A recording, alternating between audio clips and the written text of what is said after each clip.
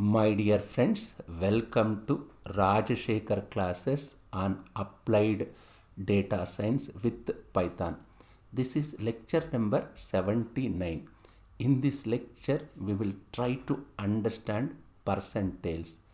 In my next lecture, that is in lecture number 80, we will discuss how to calculate percentiles with the help of Python programming language.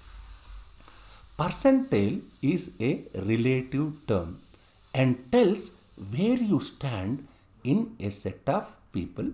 For example, if you have 99.95 percentile in gate entrance, then your marks are above 99.95 percentage of students who took gate exam.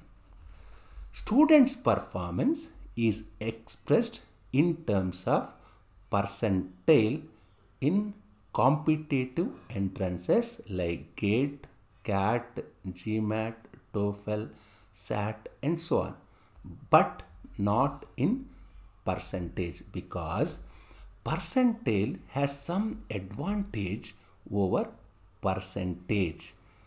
Percentage is absolute term whereas percentile is the relative term. The measure of central tendency that divides a group of data into 100 parts called percentile.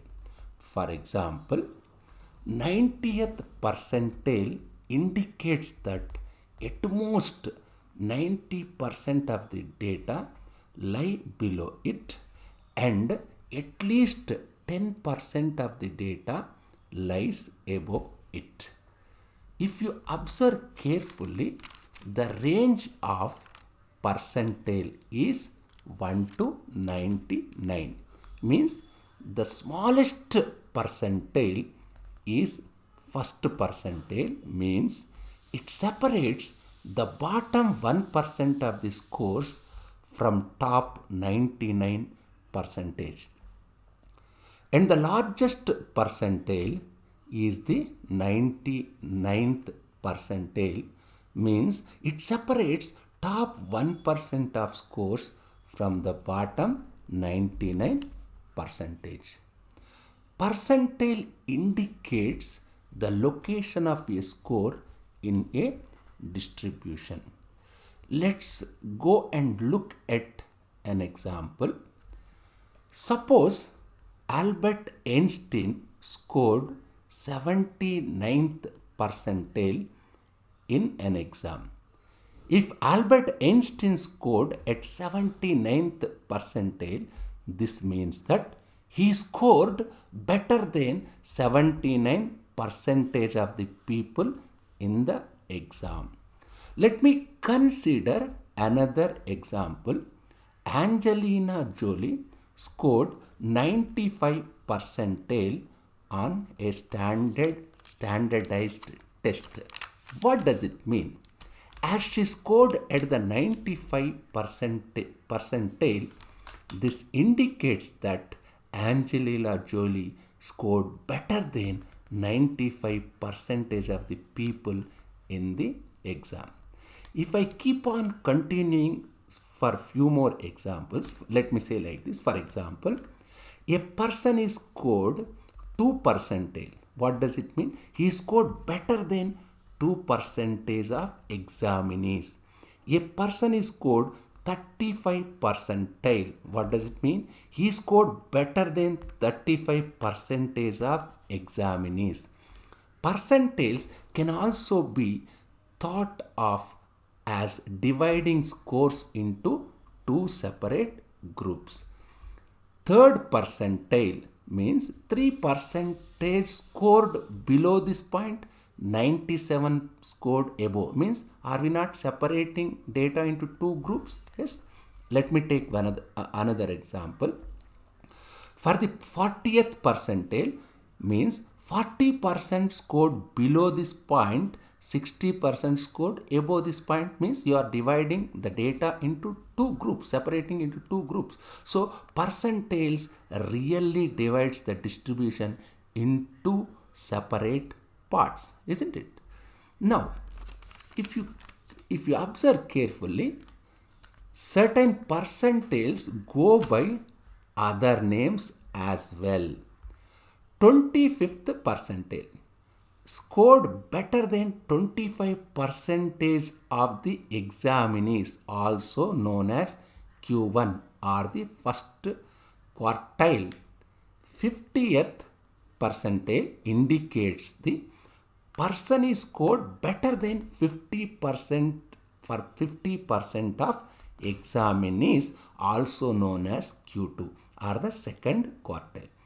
The 50th percentile or Q2 is also equal to the median as it splits the distribution exactly half. 75th percentile scored better than 75 percentage of the examinees, also known as Q3 or third quartile. If you observe carefully, this percentile is applicable for ordinal, interval and ratio data. I already discussed what is ordinal data. Ordinal data, for example, if you observe faculty, there may be designations, professors, associate professors, assistant professors. This is ordinal data. You can order them, isn't it? Even you can say something like there is customer satisfaction report, satisfied, not satisfied, neutral. This is also ordinal data. Even student grades like A grade, B grade, C grade. These are examples for ordinal data. You can apply percentiles on these type of data. Something like interval data means, this also I discussed in my previous lecture. It is something like you can keep interval, something like 2000 comma 2020. This is an interval data. You can add, you can subtract, but you cannot multiply. Just recall my previous lecture so that you can understand. Yes. The ratio scale data, that is 2.5 minus 3.5, something like that. That is ratio scale data. 3.5, 6.5 minus, this is something ratio. Just refer my previous lecture so that you can understand. But it is not applicable for nominal data. What is this nominal data? That may be gender. Gender is what? Male or female. That may be marital status.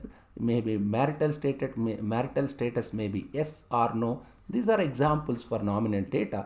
This is not applicable. Percentile is not applicable for nominal data, isn't it? Let me proceed further. How can I calculate percentiles? If you observe carefully, what I have to do, I must organize the data in ascending order. Let me say like this. How can I say? First, before understanding this, I will discuss this with one simple numerical example. The first step is organize the data into an ascending order. Yes, that's what this first step says. Now what you have to do? Calculate pth percentile location by using formula I equal to P by 100 into N. What is I? I is the percentage location. N is the number of observations in data set. We have to find I value. If I is whole number, the percentage is the percentile. I must say percentile is the average of the values at I and I plus 1th position. Now, if I is not whole number, the percentile is at the I plus 1th position in the ordered array. Anyway, instead of discussing this theory, let me take one simple example. With the help of example, you can understand. Look at the example. The raw data is given by 14, 12, so on 17. Arrange in ascending order. Just I arranged in ascending order. Just see 5, 12, 13, 14, 17, 19, 23, 28. Isn't it? The lowest means what I have to do here. Here the lowest value is 5 and the highest value is 28. Suppose I want to know 30th percentile. Therefore, I equal to P by 100 into N. As I want to know 30th percentile, just recall formula from my previous slide. What is this? I equal to P by 100 into N. I want to know 30th percentile, therefore just P equal 30. There are how many observations? Just count. There are 8 observations. Therefore, what you are getting here? You are getting 2.4. What is this 2.4? 2.4 is a whole number. Sorry, it's not whole. It is not whole number, isn't it? 2.4 means it's not whole number. As I told you in my previous slide, if it is not, it's not whole number. In that case, what I have to do? Let me say like this. This is I equal to 2.4 is nothing but a location index. As I explained in previous slide, I is not a whole number. You have to add 1. Therefore, I plus 1. What it says? I plus 1. 2.4 plus 1, that is 3.4. The whole number portion is in 3.4. What is the portion of whole number? 3.4 whole number portion is 3, isn't it?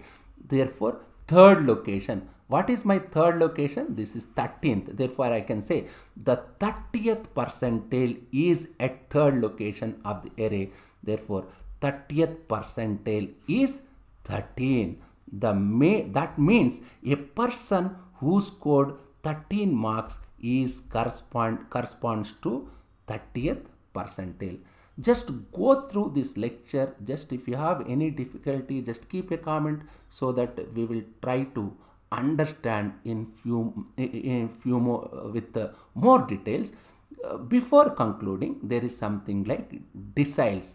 D1 means that is 10th percentile, D2 that is 20th percentile. I can say D3 30th percentile, D4 40th percentile. In similar manner, D9 is known as 90th percentile. These are known as deciles.